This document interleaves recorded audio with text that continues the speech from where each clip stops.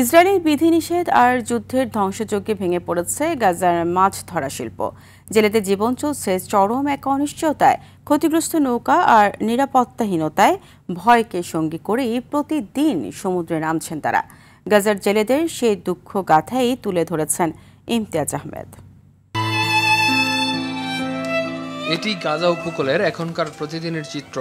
একসময় যেখানে সারিবদ্ধ নৌকার ভিড় ছিল, আজ সেখানে ভাঙাচোরা ধ্বংসাবশেষ। ইসরায়েলি হামলায় ধ্বংস হয়েছে প্রায় সব নৌকা। একমাত্র আয়ের উৎস মাছ ধরার সরঞ্জাম ধ্বংস হয়ে গিয়েছিল যুদ্ধে। এমনই এক ক্ষতিগ্রস্ত জেলে আহমেদ আল হাসি।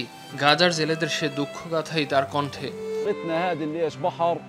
তারা আমাদের সব নৌকা ধ্বংস করে দিয়েছে। আমাদের জীবিকা পুরোপুরি শেষ হয়ে গেছে। সমুদ্রে যাওয়ার অনুমতিও খুব সীমিত। জায়নবাদী সেনারা মাছ ধরার জন্য আমাদের গভীর সমুদ্রে যেতে দেয় না। গাজার ফিশারম্যান অ্যাসোসিয়েশনের তথ্য বলছে, এখন কেবল ছোট নৌকাগুলো সমুদ্রে যেতে পারে।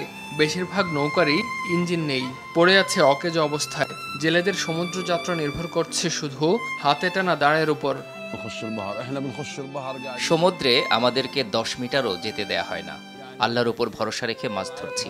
প্রতিনিয়ত আমাদের মনের মধ্যে থাকে যে কোনো সময় তারা গুলি চালাতে পারে, নৌকা জব্দ করতে পারে। এমন আতঙ্ক আর শঙ্কা নিয়েই আমাদের এখনকার জীবন। সমুদ্রের ভেতরে যেতে না পারায় বড় মাছ ধরা প্রায় বন্ধ। যেটুকু ধরা পড়ে তা দিয়ে জেলেদের সংসার চালানোই কঠিন। 2 বছরের যুদ্ধ শেষ হওয়ার পর এখনো খাদ্য ও নিরাপত্তাহীনতায় দিন কাটাচ্ছে হাজারো জেলে পরিবার। আগের ফেলে দেয়া নষ্ট হয়ে যাওয়া জালগুলোই আবার কুড়িয়ে এনেছি। সেগুলো সেলাই করে জোড়া লাগিয়ে ব্যবহার করছি। সন্তানদের মুখে দুমুঠো খাবার তুলে দেওয়ার জন্য যতটা পারছি করে যাচ্ছি।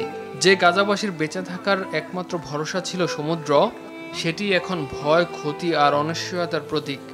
সবার মনে একটাই প্রশ্ন, গাজা উপকূলের বাসিন্দাদের আশা নিরাশার এই দোলাচলের শেষ কোথায়? ইমতিয়াজ আহমেদ, RTV।